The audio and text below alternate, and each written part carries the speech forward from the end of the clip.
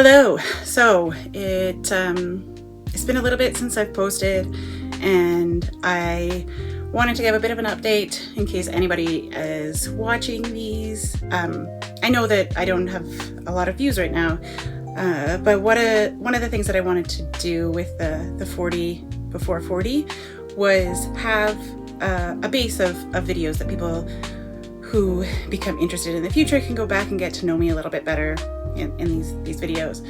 I did not reach 40 before 40. I'm just gonna be French braiding my hair as we talk. Not at all distracting, right? So I didn't do it, but it got me going on it, and it got me more interested in it and more motivated. And my son has become so interested in how many subscribers I have and how many views and all of my stats, because he has his own little YouTube channel, and for whatever reason he thinks that our audiences should be the same, but they probably shouldn't be. Yeah, off camera I have my puppies here.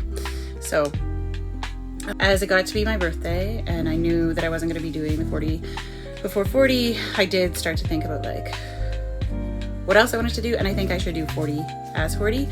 But instead of them being these raw, unedited videos, I do want them to be a little bit more planned out and the like. So that will be my 40 after 40, or 40 well 40. I don't know. We'll see. Maybe I'll come up with something even better than that.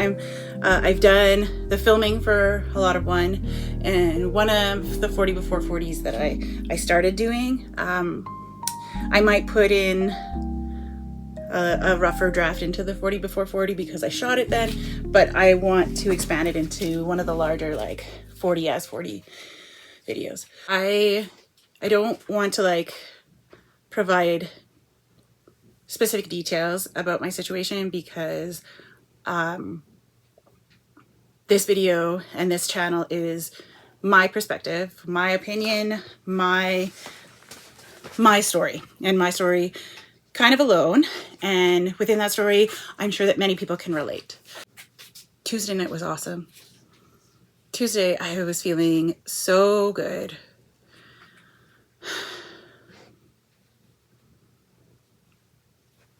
Wednesday, my mental health started to decline, and I was really, I was not doing very well Wednesday night, and so I had to take Thursday off for mental health. And then throughout the day, the union that I'm very proud to be a part of went on strike. So today is Friday, and I am going to count this as strike day 1. However, it's been an ongoing strike. So let's call it fall 2025 strike. And going into it, I know that I'm in a better place mentally than I was last time. And I know last time I ended with like really, my mental health was really, really bad by the end of it. And so yesterday on my mental health day, I started to think about like how I will be able to get through this better. Like I made a list of things that make me happy that I'm gonna do on days when I'm struggling. And I know from my many years of underemployment that I need to have some sort of a schedule. And so I'm working on, or I'm ruminating on that this morning. Probably not gonna, it's probably gonna be made day by day. And I hope that like, my hope in any dispute is that it is short and resolved to the benefit of both parties. But if you follow anything within labor recently, it's not usually, it hasn't been resolved in favor of the workers in far too long. And now I feel like people are starting to understand that this is crappy. Without workers, like, society wouldn't exist. But without billionaires, man, society would still flourish. Like, it did. Like, how did we get here? Not by billionaires hoarding their money, but by people working together towards, like, community, society. I'm really proud of our union. In the past, we've done some really big things that have benefited all workers, and I have and continue to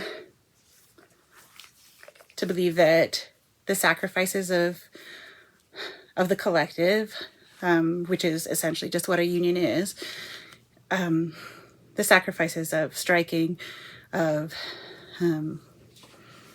picketing, of standing up for what we believe in. This is the final step in any labor dispute, is full-on strike, and I really wish that we didn't have to do it. But as I see all of these unions over the last 2 years, 3 years, more and more, it's a matter of what other option do we have?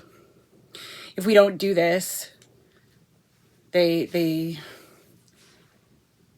not listening, right?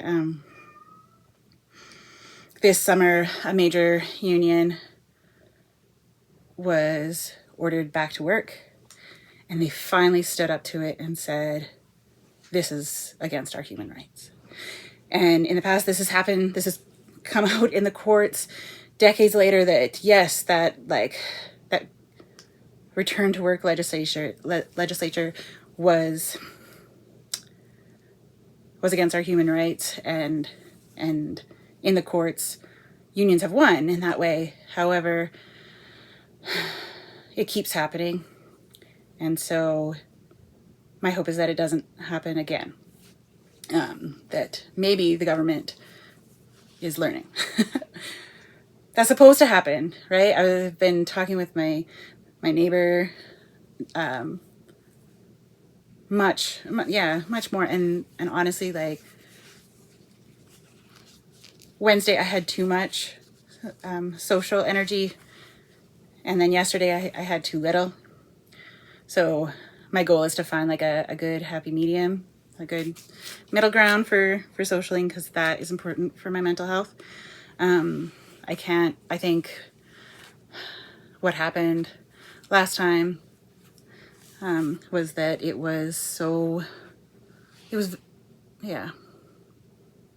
I just became a recluse, and that didn't serve anybody. So I'm going to try and stay active. And